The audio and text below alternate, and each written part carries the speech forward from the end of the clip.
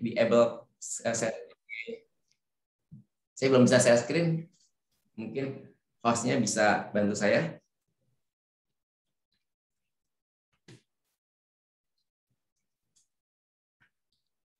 Halo, maaf.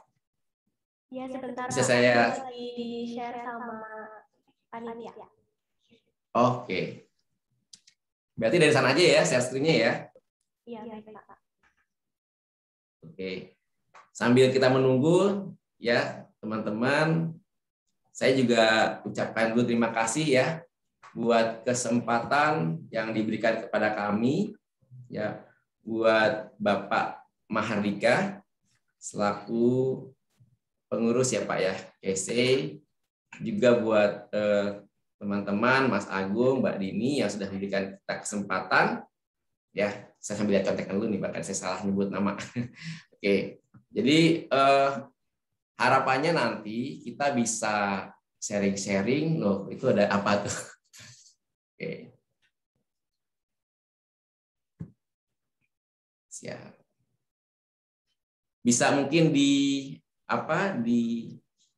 slideshow biar lebih besar. Ya. Baik, saya mulai ya. Saya akan panggil teman-teman dari di Sinzu ya, panggil aja ya. Kalau saya salah nyebut nih. Kita salah. Oke, sahabat jadi dan saya sebut adalah UMKM Sahabat Kuat. Ini sebentar, saya ada distorsi sedikit di sini. Saya coba minta respon sedikit dong, apakah suara saya terdengar jelas? Mungkin satu atau dua orang dari chat bisa terdengar jelas suaranya? Oh jelas, oke. Terima kasih. Jelas. Siap. Terima kasih. Baik, saya lanjut. Teman-teman semua, saat ini ya kami yang join di webinar kali ini adalah dari Departemen Location Development di Alfamart. Kami punya subdep lagi yaitu tenant relation. Ya, jadi nanti yang kita akan bawakan di sini bukan mencakup mengenai bisnis retailnya nih, ya, tapi kita lebih ke arah UMKM karena memang temanya ada tema UMKM. Itu ya, lebih ke arah bagaimana kita sama-sama belajar ya untuk mendukung, memajukan juga untuk usaha-usaha mikro. Nah, jadi nanti versi saya adalah versi yang manual. Versi manual mengenai bagaimana sih UMKM itu atau tenan-tenan itu sudah mulai berjualan dari awal sampai ke pencatatannya. Itu nanti dari saya. Nanti selanjutnya nanti dari digitalnya dari Bu Afi ya, dari Buku Warung. Terima kasih juga buat Bu Afi sudah gabung ya sudah join sama saya di sini untuk nanti kita sama-sama sharing, sama-sama bisa memberikan ilmu buat semua pelaku UMKM se-Indonesia Raya pada umumnya. Oke. Baik, next. Saya langsung dari sini aja, dari sana ya. Next. Mungkin slide-nya.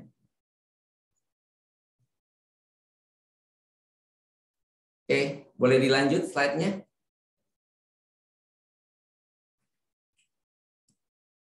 Enggak, dari sana.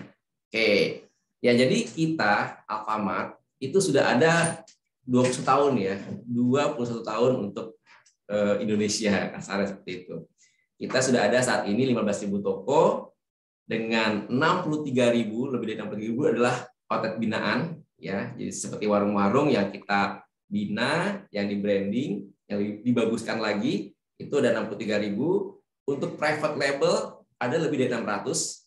Maksudnya apa ini? Maksudnya adalah industri ya, untuk misalnya dia jualan emping, dia jualan sukro yang kita packing lagi dengan nama Alfamart.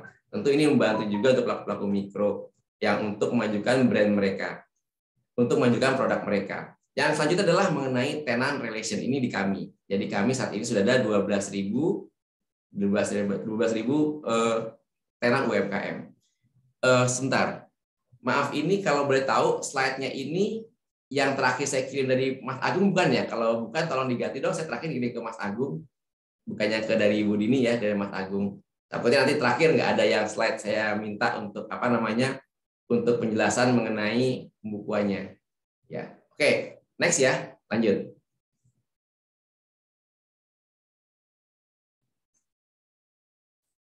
Ya, Jadi kami sebagai tenan Alfamart itu menyediakan ruang buat pelaku UMKM yang di luar toko, yang di lantai 2 maupun yang tenan ruang usaha. Di sini kita nyebutnya kayak idle store atau mungkin juga ruang-ruang yang bekas kita pakai untuk ATM. Dan di luar ruang ini seperti apa sih kalau kita langsung aplikasikan di lapangan? Itu seperti yang ada di depan toko Alfamart. Ada martabak, ada gorengan, seperti itu ya. Kita punya lebih kurang ada 120-an jenis usaha yang sudah bergabung di tenan Alfamart. Oke, next-nya biar kita lebih ngebut lagi, biar semangat lagi. Ya, jadi kenapa sih Alfamart? Oh ya, sorry, berarti ini tadi maaf, slide-nya bisa diambil dari yang punya Mas Agung aja apa tidak nih? Bisa diganti nggak? Maaf, Mas Agung bisa monitor. Ini slide-nya agak lama. Ini yang sebelumnya, Mas. Saya udah revisi tadi. Halo, maaf panitia, bisa diganti sebentar sambil saya cetak juga ya, sambil kita nunggu diganti slide-nya ya. Dari Mas Agung bisa dibantu. Tadi saya udah kirim kira-kira jam 7:30 ya.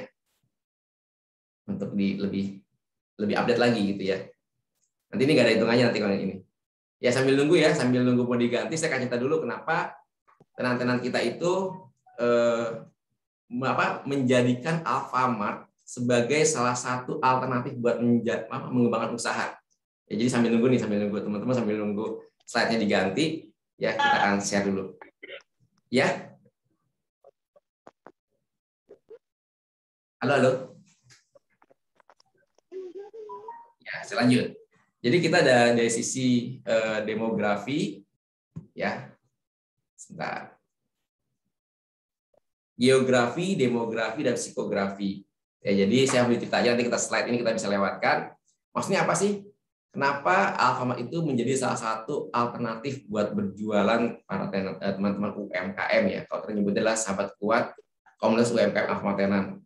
Enggak ada. Ini saya manual dulu sementara. Jadi sambil nunggu ya, sambil nunggu teman-teman semua belum ada slide-nya. Ya, jadi saya baru manual dulu. Saya nyebut audionya dulu, nanti videonya. Ya. Oke. Secara psikografi maksudnya apa nih? Maksudnya adalah kita ini Alfamart secara overall, ya kita bikin toko pasti disurvei. Dilihat dari sisi apakah akan menjadi tempat yang nyaman bagi warga sekitarnya, lingkungan yang bersahabat, dapat langsung memilih barang belanjaan, ya. Jadi orang juga akan memikirkan seperti itu. Kemudian secara geografinya kita akan lihat apakah nanti kita akan membuat konsep toko di perumahan, apakah ini masuk kategori gedung perkantoran atau fasilitas publik, nah seperti itu. Atau dari sisi demografinya, ya apakah masuk kategori CSA, CSB atau CSC. Jadi hal-hal inilah yang membuat Alfamart sebelum menjalankan usahanya melakukan survei yang cukup matang. Dan disinilah juga peranan kenapa kami menjadi salah satu alternatif juga buat para tenan UMKM untuk join dan berjualan depan toko kita. Yang bergabung saat ini ada lebih dari 11.000. Tadi 12.000 ya, tadi 12.000 tenan di Indonesia. Oke, saya lanjut lagi. Jika sudah muncul, tolong dibantu di sini teman-teman. Dari Pak Rudi juga sudah ada yang slide terbarunya belum ya? Oke, tolong dibantu nanti ya dari teman panitia dikasih ya. Sambil saya cerita terus biar semangat terus nih ya. Mudah-mudahan teman-teman juga bisa saling nyemangatin. Oke, udah dah. Oke, saya keluar dulu. Ya, boleh minta tolong di slideshow lagi.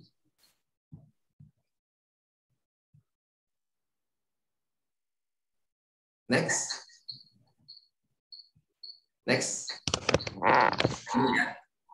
Jadi kenapa kita pilih, kenapa menjadi pilihan buat tenan juga ya, alternatif di Alfamart untuk penjualan dengan lebih dari 100-an jenis usaha yang sudah gabung di kita. Yang 5 besarnya itu rata-rata ada gorengan, martabak, terus juga ada jus, ada Thai tea, ada kebab, ya ada cilok. Ya. Jadi banyak sekali somai, batagor, mungkin juga hampir nasional ya makanan-makanan seperti itu ya. Kita lihat dari sisi geografinya, demografi, dan psikografi yang tadi saya sebutkan sebelumnya. Oke, next. Nah, jadi kalau bagaimana sih kalau kita mendaftarkan di Alfamart itu ada 3 macam nih. Yang pertama melalui kantor, bisa lihat di tenan.alfamartku.co.id. Jadi di sana itu uniknya begini, ini juga pengalaman juga buat mungkin teman-teman ya, ketika mau iseng-iseng lihat aplikasi gitu kan. Jadi di kita itu ada ya aplikasi ini yang kita buat web ya, web kita ini. Nanti kita bisa pertama adalah kita isi daftar nama kita juga, data kita dulu, data pribadi segala macam kita isi. Terus kita input nih, input lokasi kita mau berjualan. Ya, anggaplah kalau di Purwokerto mungkin namanya Karanglewas ya, saya orang asli Purwokerto nih. Tapi maaf kalau nggak bisa bahasa Jawa dengan lancar ya. Jadi contoh kayak kita mau buka jualan gorengan, jualan batagor di toko Karanglewas gitu misalnya. Maka kita ketik nama toko Karanglewas, kita ketik nama kelurahan dan kecamatannya, terus jenis usahanya apa, batagor, nanti akan muncul satu kecamatan atau satu kelurahan, nama toko-toko Alfamart yang tidak menjual batagor. Artinya di sanalah kita bisa berjualan batagor tersebut. Cukup unik sih menurut saya. Dan ini juga bisa dikembangkan. Misalnya siapa tahu mau bikin aplikasi yang lebih besar lagi. Silakan. Oke, selanjutnya. Nah, ini kita udah mulai masuk ke teknis nih. Teknisnya teman-teman. Nah, ini. Jadi dari sekian banyak ya yang saya perhatikan untuk teman-teman tenan UMKM atau sahabat kuat ya, saya sebut lagi sahabat kuat, komunitas UMKM Alfamart Tenan itu ya. Jadi dari mereka rata-rata ada beberapa hal yang mereka bisa di-mute. Pasti. Oke. Dari beberapa mereka itu yang masih menjalankan bentuk-bentuk administrasi. Yang pertama nih, benar-benar nggak ada administrasinya nih. Ya, jadi uang habis hasil jualan masukin kantong kresek atau masukin goodie bag lah atau masukin kotak gitu ya. Jadi buat nanti belanja ambil lagi buat modal stok. Ada juga yang buat buat keperluan pribadi diambil dari situ juga. Dampaknya apa? Kelihatannya sih berjalan tapi kayak nggak maksimal. Ya. Dan itu masih sangat rawan. Tahu-tahu modalnya habis. Itu kendalanya kalau kita seperti itu. Yang kedua adalah dengan cara yang agak mending nih, pakai buku digaris-garisin ya, ditulis nanti hasil jualannya apa seharian, nanti direkap berapa untungnya saat itu juga, berapa belanjanya besok. Ya mereka pakai buku besar yang digaris-garis. Yang ketiga nih yang agak mendingan nih ya. Bukan berarti yang 1-2 itu nggak sukses loh ya, belum tentu juga loh, kadang-kadang mereka yang begitu-begitu malah kadang-kadang malah luar biasa gitu ya. Memang itulah ilmu-ilmu yang dibilang tadi, kalau tadi Pak Mardika, kita mau manajemen keuangan, kita mau seperti apa nih, digital segala macam, itu nanti Bu Afi deh. Jadi bisa jadi memang harusnya kalau kita lebih mensistemkan ke manajemen keuangan kita, tentu hasilnya akan lebih maksimal. Jadi meskipun sahabat kuat ya sudah melakukan hal-hal yang manual seperti saya sebutkan sebelumnya, itu bisa jadi lebih bagus lagi entah pencapaiannya. Bisa jadi lagi profit yang lebih bagus karena terpantau. Ya, ini agak mendingan nih, saya kasih contoh seperti ini. Jadi pertama adalah di gambar yang pertama itu, ya, yang sebelah kiri, itu adalah bentuk monitoring awalnya nih. Yang nyatat adalah si tukang dagangnya. Catat mereka berapa segala macam, berapa penjualannya dan seterusnya. Kemudian diinput untuk pengecekan ulang oleh biasanya si ownernya, atau kalau dia sebagai owner dia akan input ke Excel. Nah, selanjutnya akan di-filing di binder. Ya bisa dilihat di sini yang mereka memfiling itu dari mulai yang di kotak merah ya. Ada dari mulai kiri, terus yang tengah dia bikin bulan-bulannya. Nah, yang terjadi yang terakhir di binder. Hal ini sih sebenarnya oke-oke aja. Nanti setelah kita ini sebagai apa istilahnya modal awal kita untuk membuat sesuatu digital, kan tetap perlu aja kan namanya perlu formatnya. Kemudian dibuatkan pembuatan rekap in dan out. Nah, setelah itu baru ada profit. Kenapa saya nggak nyebut loss di situ? Karena yang namanya dagang ya kita maunya sih profit ya. Meskipun kadang-kadang ada loss-nya, tapi saya di sini mindset-nya harus profit dulu. Oke, lanjut. Nah, ini contoh simpel. Saya pinjem nih punyanya Tenan Kebab nih. Ya. Jadi kalau kita nyebut sini, contoh kayak gini. Kita bikin format yang memudahkan. Ingat, kita punya teman-teman sahabat UMKM, para operatornya, para penjualnya, ya mungkin mereka ada keterbatasan untuk memahami banyak kalau kita bikin yang ribet-ribet gitu. Jadi bikinlah suatu format yang memudahkan untuk operator tinggal menulis. Contoh kayak gini kan. Deskripsinya apa? Di sana ada tulisan tanggal tuh. Tanggal 1, 2, 3 dan seterusnya ya. Nah, itu ada SAW apa maksudnya? Saldo awal.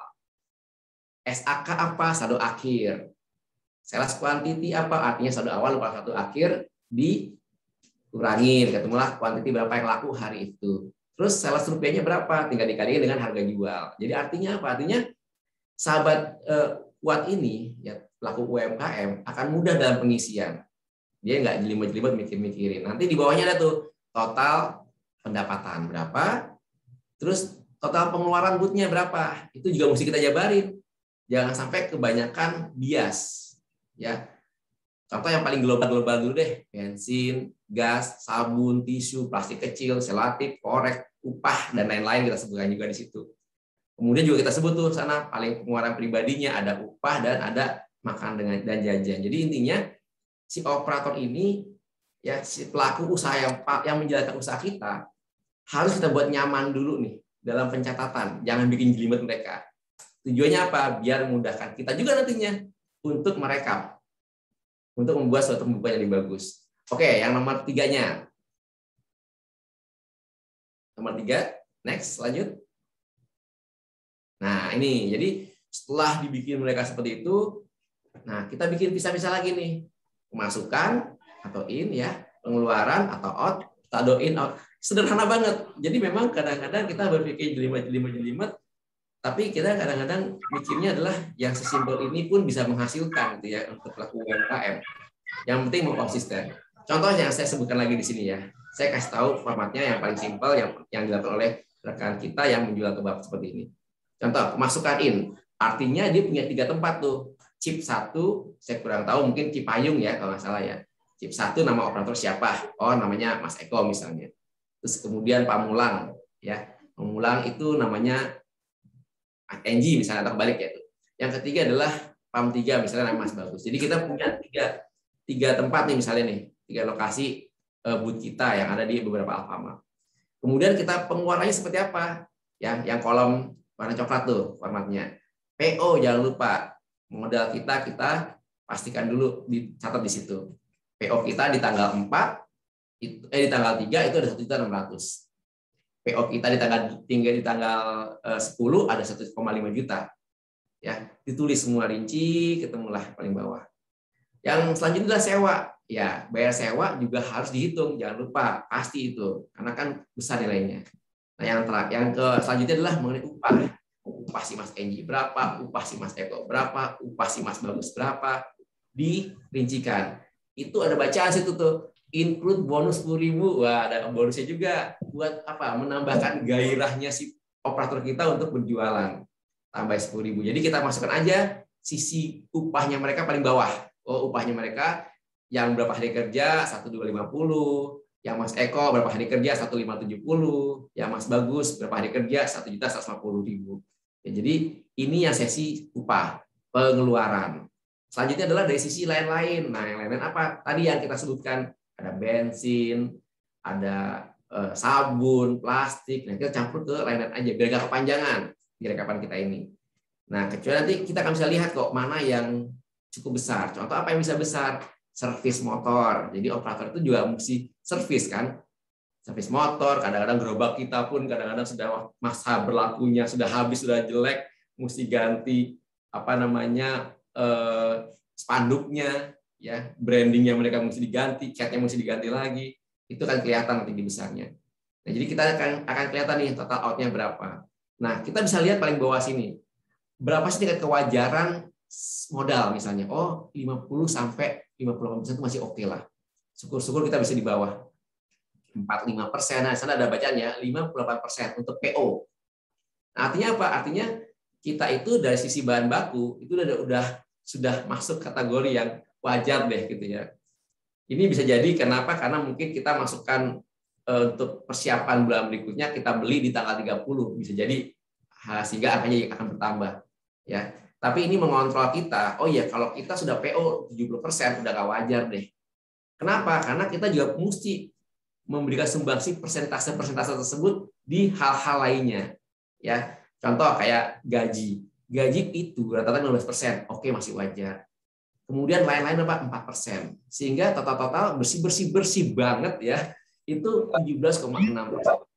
Ya mungkin bisa dibayangkan sama teman-teman semua. Ya, ketika kita punya 3 gerobak, terus per bulan kita dapat 3.500.000 per bulan ya. Bersih.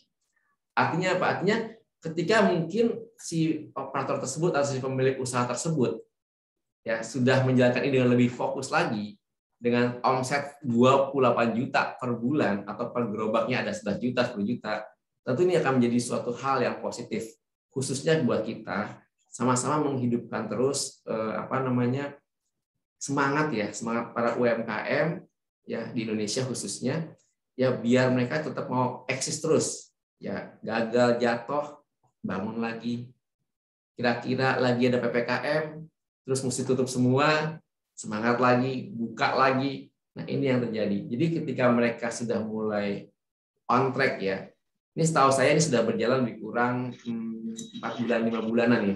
Masuk ke sales masuk mencapai profit 3.500.000-an. Ya, jadi hal-hal inilah yang perlu kita gambarkan secara manual dulu nih. Secara manual, nanti kita lanjutkan dengan Bu Afi. Baik, itu dulu dari saya. Coba next-nya. Nah, ini kantor kami ya di Alam Sutra. Kalau lagi sini bisa mampir. Oke, dari saya itu dulu sementara ya dengan Bu Dini. Saya kembalikan ke moderator. Terima kasih. Wassalamualaikum warahmatullahi wabarakatuh. Terima kasih. Keuangan secara manualnya ya teman-teman. Nah, langsung saja ke manajemen keuangan yang secara digitalnya. Silakan kepada Ibu Putri, kami persilakan.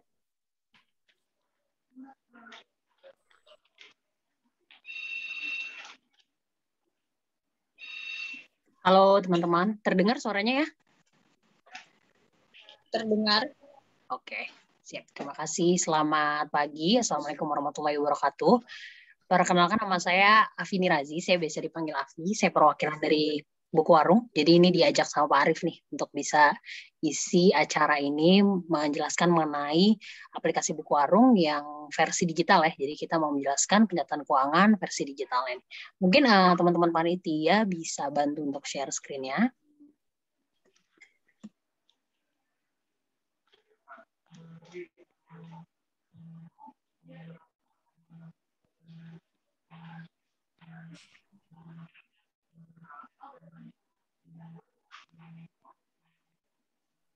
Oke, bisa di full screen.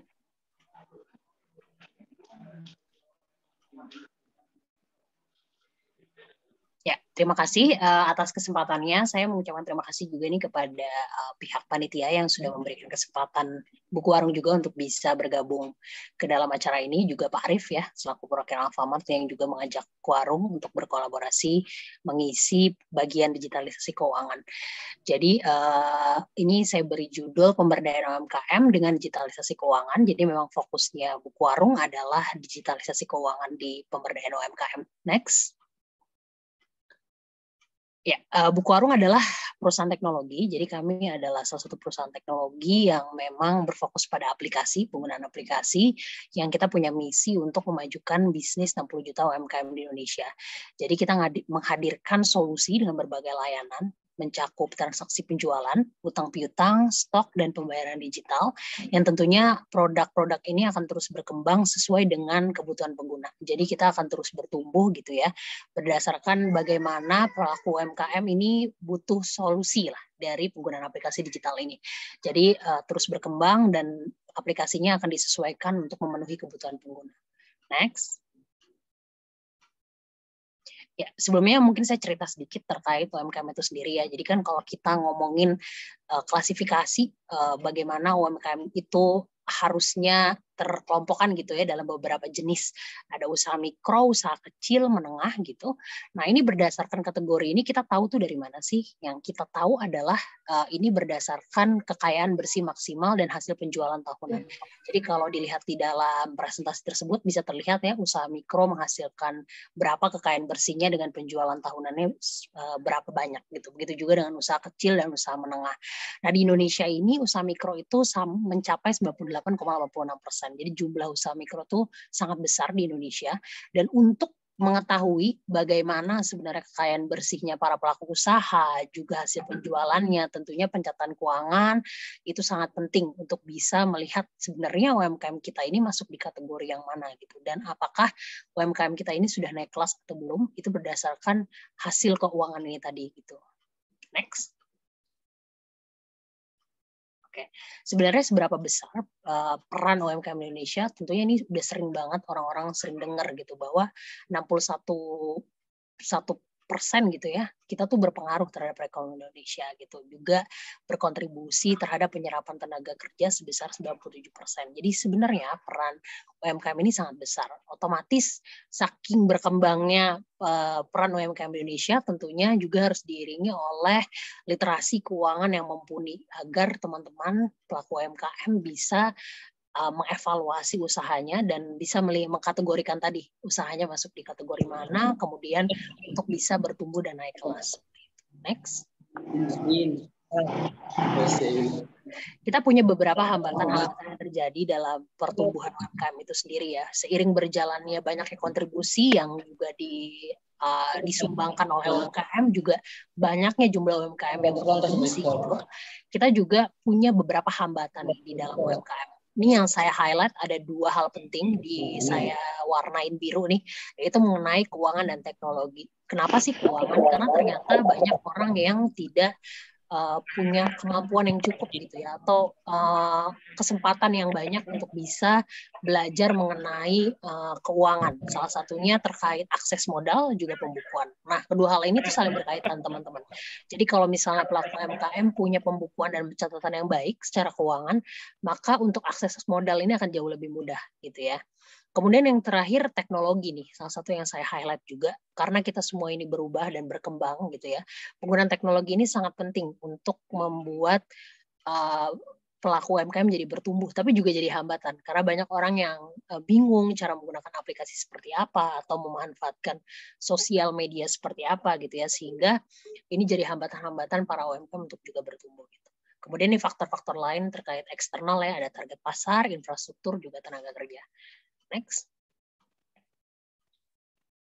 Nah, kita ngomongin digitalisasi UMKM. Tadi kalau misalnya Pak Arief udah cerita gimana secara manual pembukuan dilakukan beberapa tenan-tenan di Alfamart gitu. Nah, ini kita ngomongin soal digitalisasi dulu nih. Teman-teman juga udah familiar sama banyaknya digitalisasi yang sekarang sudah mendukung pelaku UMKM, dari mulai e-commerce gitu ya, terus pembayaran digital juga banyak mendukung proses digitalisasi ini. Nah, ternyata berdasarkan riset gitu ya di katadata.id, ini adalah riset selama pandemi. Jadi berapa persen sih orang yang akhirnya merasa terbantu dengan kehadiran digitalisasi ini? Nah, ini untuk segmen industri segmen UMKM di Jabodetabek gitu ya, penggunaan internet tuh hampir 80,6% para pelaku UMKM merasa terbantu dengan adanya penggunaan internet. Jadi mereka merasa mungkin aksesnya lebih mudah untuk mendukung usaha mereka. Cuman di indeks yang lain gitu ya, indeks kesiapan para pelaku UMKM terhadap digitalisasi itu hanya 3,6. Jadi sebenarnya mereka merasa sadar bahwa internet ini dan digitalisasi ini membantu, dan mereka paham betul, tapi untuk kesiapan mereka terhadap digitalisasi ini belum optimal gitu. Jadi masih banyak yang harus dioptimalisasi lagi agar para pelaku UMKM bisa memanfaatkan perubahan yang ada ini, yaitu digitalisasi. Gitu. Next. Nah, ini kita ngomongin masuk ke pembukuan tadi. Tadi kan Pak Arief dijelasin ya gimana para Alfamartenan berkreatif gitu ya untuk bisa mencatat hasil usahanya. Nah, kita bandingkan bagaimana pembukuan manual versus digital. Jadi kalau sebelah kiri itu adalah pencatatan keuangan yang sifatnya manual. Jadi ini mungkin contohnya juga tadi Pak Arief udah sedikit jabarkan gitu ya. Ada juga yang sifatnya dalam bentuk elektronik juga, elektronik tadi ya, tapi di dalam format Excel misalnya. Nah, itu juga salah satu yang umum terjadi, biasa dilakukan sama pelaku usaha. Nah, ternyata berdasarkan risetnya Buku Warung nih, kita pernah menanyakan teman-teman nih yang semua mayoritas awalnya adalah menggunakan pembukuan manual. Jadi kita tanya, kira-kira mereka menghabiskan waktu berapa lama untuk mencatat manual. Ternyata mereka dalam sehari itu menghabiskan waktu hampir 2 jam gitu ya, hanya dalam 1 hari untuk bisa melakukan pencatatan keuangan. Jadi kalau bisa dikalkulasi selama seminggu mereka ngabisin waktu hampir 8 jam hanya untuk melakukan pencatatan keuangan. Itu yang membuat mereka akhirnya jadi suka lupa catat atau males catat atau bahkan ketinggalan bukunya gitu ya. Karena proses yang lama ini gitu. Belum lagi kalau tadi ya accident yang menyebabkan bukunya hilang dan lain-lain, itu menyebabkan semakin lama waktu kita untuk bisa melakukan pencatatan gitu. Nah, ini bayangkan hanya dengan waktu 2 jam buku warung sebagai salah satu aplikasi digital bisa hanya melakukan dalam waktu 10 detik dengan satu handphone. Jadi dengan menggunakan satu handphone, teman-teman bisa langsung catat transaksi usaha, tagih utang, sama dapat laporan keuangan otomatis hanya dengan handphone. Dan saya pasti yakin nih kalau handphone nggak akan ketinggalan gitu ya. Karena kan sekarang kemana-mana kalian pasti bawa handphone. Jadi kalau misalnya buku bisa ketinggalan, saya rasa handphone pasti nomor satu nih, selalu di kantong ya. Nggak mungkin pasti ketinggalan. Jadi ini akan mempermudah teman-teman untuk melakukan pembukaan digital tadi. Next. Nah, kalau kita ngomongin pembukuan, pasti teman-teman bakal berpikir kenapa sih pembukuan itu penting ya. Pembukuan itu sebenarnya tidak hanya ngomongin soal hal-hal istilah akuntansi aja. Kita bisa bikin yang lebih sederhana juga bisa, asalkan teman-teman mau konsisten untuk melakukan pembukuan untuk keberlangsungan usaha tadi. Jadi tujuannya kenapa ini jadi penting adalah satu, pertama melacak pengeluaran, jadi kita bisa tahu seberapa banyak uang yang kita keluarkan untuk usaha kita misalnya. Kemudian perencanaan usaha, kita jadi tahu pembukuan kita dalam 1 minggu terakhir atau 2 minggu terakhir atau 1 bulan atau dalam waktu tahunan untuk bisa melakukan evaluasi terkait usaha kita dan membantu kita untuk mengambil keputusan-keputusan penting dalam pengembangan usaha. Terus ketiga, laba atau rugi usaha. Kita tahu banget nih bahwa dalam usaha kalau kita nggak catat, kita pasti nggak pernah tahu laba kita berapa, rugi kita berapa. Dan teman-teman juga harusnya pelaku UMKM tidak usah khawatir atas adanya permasalahan di kata rugi itu ya. Rugi itu bukan berarti kita gagal secara bisnis, tapi itu justru membuat kita berpikir lebih kreatif gitu ya. Bagaimana caranya bisa mempertahankan dan mengembangkan usaha kita. Gitu. Justru makanya pembukuan ini penting untuk melihat apakah sebenarnya usaha kita ini memberikan keuntungan atau justru rugi gitu ya. Terus yang terakhir adalah data bagi kreditur. Jadi buat teman-teman yang ingin mengajukan modal usaha, data pembukuan ini sangat penting. Kalau teman-teman masuk ke program pemerintah, itu semuanya mayoritas sangat membutuhkan pembukuan keuangan. Tapi mereka nggak butuh yang ribet gitu ya. Yang penting praktis dan bisa dipahami dan jelas pengeluaran dan pemasukannya, maka akan lebih mudah untuk mengakses modal tadi. Gitu. Next. Ya. Pembukaan digital buku warung, kenapa sih harus gunain buku warung? Terdapat 3 hal penting perlu saya bagikan kenapa teman-teman harus menggunakan pembukaan digital dengan buku warung. Pertama adalah utang pelanggan dibayar 3 kali lebih cepat. Maksudnya apa sih utang pelanggan dibayar 3 kali cepat? Karena kita punya fitur hutang dan mayoritas fitur hutang ini adalah favorit para pengguna buku warung gitu ya, di mana kita bisa mencatat hutang dan menagih hutang secara otomatis hanya dengan lewat WhatsApp gitu. Ini mempermudah proses pembayaran hutang jadi lebih cepat untuk dibayarkan. Jadi orang merasa yang awalnya kita terbiasa untuk nggak enak nagih hutang, dengan ada buku warung kita bisa melakukan pengingat hutang, kemudian bisa mempermudah teman-teman yang ingin bayar hutang langsung dari link yang tersedia dalam pengingat hutang tadi. Jadi ini membuat pembayaran hutang jadi lebih cepat dibayarkan gitu ya. Kedua adalah keuntungannya terpantau otomatis. Jadi kalau kita mencatat segala dokumentasi pencatatan yang terjadi di buku warung, kita bisa memantau keuntungannya. Jadi statusnya akan terlihat gitu, apakah usaha kita ini termasuk dalam untung atau rugi gitu. Lalu ketiga adalah bayar dan tagih transaksi bebas biaya admin. Jadi untuk sekarang kita juga punya pembayaran digital. Jadi nanti dalam proses pembayaran pencatatan, misalnya teman-teman melakukan pencatatan untuk customer X gitu ya. Kemudian customer X-nya ini bisa melakukan pembayaran lewat buku warung. Jadi customer-nya bisa membayar lewat pembayaran digital yang buku warung punya di aplikasi. Seperti itu. Next. Ini untuk awal-awal gimana cara registrasi buku warung ya. Sebenarnya registrasi kami sangat mudah. Kita nggak pakai password, kita nggak pakai email, karena pasti pelaku UMKM merasa kesulitan untuk bisa mengingat email dan password gitu ya. Jadi kita bikin sangat sederhana, yaitu hanya dengan cukup menggunakan nomor handphone. Jadi nomor handphonenya silahkan dimasukkan, kemudian nanti akan secara otomatis masuk kode OTP namanya. Jadi nanti langsung aja masuk, kemudian bisa punya aplikasi buku warung. Gitu. Nah, nanti tinggal dipilih nama usahanya apa, kemudian kategori usahanya seperti apa, dan disimpan. Gitu. Next.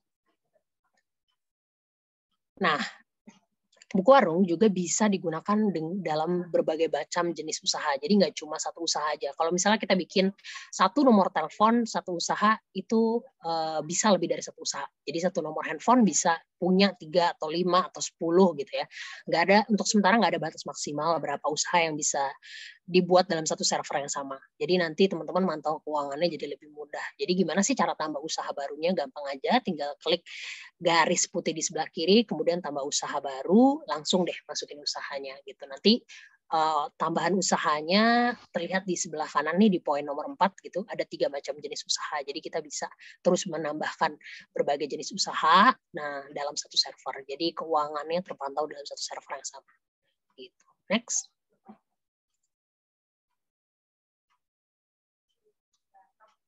Oke, nah ini untuk catat transaksi ya. Untuk catat transaksi di buku warung itu juga sangat mudah. Poinnya hanya 2 poin, yaitu penjualan dan pengeluaran. Nanti tinggal dipilih saja penjualannya, kemudian penjualan itu dimaksudkan untuk berapa barang yang dijual gitu. Jadi istilahnya kalau ada yang beli nih, customer ada yang beli, kita bisa masukkan itu ke dalam penjualan. Kemudian bisa ditentukan total penjualannya berapa, lalu harga pokok modalnya berapa. Nah, di situ dia akan terkalkulasi sendiri apakah itu termasuk keuntungan atau rugi. Nah, kalau pengeluaran tinggal ditulis aja total pengeluarannya berapa gitu. Jadi ini ada 2 tombol utama dalam catat transaksi yang penting di buku warung, yaitu ada penjualan dan pengeluaran. Nanti secara otomatis dia akan tampil di seperti yang di gambar ketiga gitu ya, catatannya sudah terlihat gitu. Kemudian kalau misalnya laporan keuangannya mau diunduh gitu, tinggal klik laporan keuangannya gitu. Dan nanti bisa diunduh dalam bentuk versi yang teman-teman butuhkan, misalnya Excel atau PDF, silahkan diunduh. Gitu. Next. Kemudian ini soal catat utang ya. Jadi kalau selain catat transaksi, kita juga punya fitur catat utang. Itu terpisah dari catat transaksi, karena hutang itu kadang-kadang sesuatu yang tidak bisa dicampur adukan tadi ya dengan transaksi. Jadi kita memisahkan fiturnya di catat hutang. Kemudian kalau di hutang sendiri ada 2 poin yang penting, yaitu adalah berikan dan terima. Nah, definisi berikan ini adalah utang yang kita berikan kepada seseorang, terima adalah utang yang kita terima dari orang lain. Jadi orang lain udah ngebayar utang tersebut, nah itu masuknya ke dalam terima. Jadi tombolnya hanya diberikan dan terima, tinggal dimasukkan saja nomor handphone yang bersangkutan. Kemudian bisa ditambahkan kontaknya nih, kalau misalnya para pelaku UMKM tahu kontak orang yang misalnya berhutang tersebut gitu ya. Nanti bisa dilihat untuk melakukan pengingat di WhatsApp. Jadi ada 2 format nih kalau di buku warung ya. Kita bisa melakukan kirim SMS bukti transaksi gitu ya. Jadi nanti kalau misalnya teman-teman udah masukin nomor gitu ya, dan nomornya benar gitu, terus ngeklik kotak biru terkait kirim SMS bukti transaksi, nanti dia secara otomatis akan masuk ke dalam SMS yang bersangkutan gitu, dan itu nggak dipotong biaya pulsa. Kemudian kalau mau diingatkan lewat WhatsApp, bagaimana caranya? Gampang aja, tinggal klik nama yang hutang gitu, misalnya di sini contohnya Gojek Sarah gitu, nanti terus klik ingatkan, terus langsung klik ingatkan melewati grup WhatsApp tadi, terus langsung aja di broadcast ke WhatsApp yang bersangkutan gitu untuk mengingatkan hutang gitu. Nanti format broadcastnya sendiri bisa diubah-ubah berdasarkan kebutuhan teman-teman gitu. Next. Nah, ini untuk stok. Jadi selain kita punya catat transaksi, catat utang, kita juga punya kelola stok. Jadi caranya gampang, kita tinggal klik fitur stok barang, kemudian kita bisa tambahkan barang sesuai dengan kebutuhan kita gitu. Kita bisa mengatur, memilih bahkan untuk mengaktifkan fitur stok atau tidak. Jika fitur stoknya diaktifkan oleh teman-teman, maka dia akan ada kotak biru yang di sebelah kanan yang tulisannya atur stok. Tapi kalau dia nggak pakai atur stok, dia akan seperti nama barang yang beng-beng atau biskuit box. Jadi dia cuma tertuliskan jumlah harga per piecesnya aja, kemudian kalau dia atur stok, dia akan merimain ketika stoknya sudah menipis. Misalnya teman-teman masukin 100 stok biskuit Regal sebagai persediaan, kemudian stok minimumnya adalah 2. Nah, ketika biskuit Regalnya udah tinggal 2 pieces nih, maka dia akan masuk ke stok menipis tadi. Jadi ada notifikasi bahwa stoknya sudah menipis. Nah, kenapa sih peran stok ini penting di dalam aplikasi buku warung? Karena dia adalah ketika kita memasukkan stok dan harga per pieces, maka dia akan terkalkulasi dengan mudah. Jadi kalau teman-teman nanti masuk ke transaksi penjualan, terus klik masuk ke nama barang, maka dia secara otomatis akan bertambah. Misalnya, jadi nggak perlu ngulang. Misalnya kalau ada 5 barang kita beli, satu barang harganya 100.000, kita nggak perlu lagi ngaliin 100 kali 5, 500 gitu ya. Kalau udah di stoknya udah ditulis harga per piecesnya, itu akan lebih mudah terkalkulasi. Jadi ibu dan bapak tinggal cek berapa jumlah, klik berapa jumlah barangnya, dia akan terkalkulasi kayak kalkulator gitu ya secara otomatis. Gitu. Next. Nah, selain pencatatan keuangan, kita juga punya pembayaran digital di Buku Warung. Jadi pembayaran ini fungsinya adalah untuk mempermudah pelaku UMKM dalam melakukan transaksi pembayaran. Jadi ini sistemnya biasanya kita sebutnya namanya bayar dan tagih. Nah, tagih ini bisa berlaku dalam hutang tadi. Jadi kalau misalnya kita mau menagih hutang gitu, nah itu bisa pakai aplikasi Buku Warung. Nanti ada link pembayaran, orang yang ditagih bisa klik link yang telah disertakan untuk nanti masuk ke nomor rekening teman-teman. Jadi teman-teman daftarkan aja nomor rekeningnya di aplikasi Buku Warung. Nanti dia kalau misalnya ada pembayaran dari customer menggunakan aplikasi yang menggunakan link pembayaran Buku Warung, dia akan masuk secara otomatis ke Buku Warung. Nah, bayar juga sama. Bayar juga berlaku misalnya ada transaksi yang ibu dan bapak catatkan di Buku Warung, kemudian bagikan struknya nih ke customer gitu melalui digital atau apapun bentuknya. Nah, nanti kan dia ada link pembayaran tuh. Nah, customer-nya bisa melakukan pembayaran lewat situ. Nah, menariknya nih yang berhubungan dengan Alfamart juga. Jadi pembayarannya kalau misalnya ibu dan bapak misalnya tidak punya akses untuk mentransfer ke dalam satu nomor rekening si penjualnya, ibu dan bapak bisa langsung datang ke Alfamart. Jadi nanti di Alfamart bisa ada barcode-nya, bisa bayar di situ juga. Gitu. Jadi kita punya pembayaran yang sifatnya digital tadi, tapi pembayaran yang datang langsung ke tenan Alfamart juga bisa dilakukan gitu, untuk melakukan pembayaran digital ini. Dan untuk transfer antar bank gitu ya di aplikasi Buku Warung, untuk sekarang kita masih bebas biaya admin, jadi nggak dikenakan 6.500. Next. Nah, ini pembayaran digital tadi ya. Jadi kalau misalnya ibu dan bapak mau mengingatkan nih, langsung aja tinggal klik untuk linknya tadi nih. Jadi ini linknya pembayaran. Jadi bisa dibayar lewat dompet digital, bank, atau Alfamart yang tadi saya sebutkan. Next.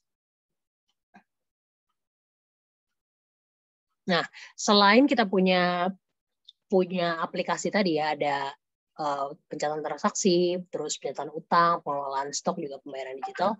Kita juga punya program pemberdayaan komunitas nih. Jadi kalau tadi Alfamart punya namanya komunitas kuat gitu ya, kita punya namanya Juragan Bisnis Indonesia. Jadi kita sering kolaborasi dengan beberapa komunitas UMKM di Indonesia untuk melakukan pelatihan mengenai pencatatan keuangan ini. Salah satunya kita juga bekerja sama dengan Alfamart ya, sama Pak Arif nih, sama Alfamart Tenan juga untuk mengedukasi terkait pencatatan keuangan menggunakan aplikasi Buku Warung. Seperti itu sih.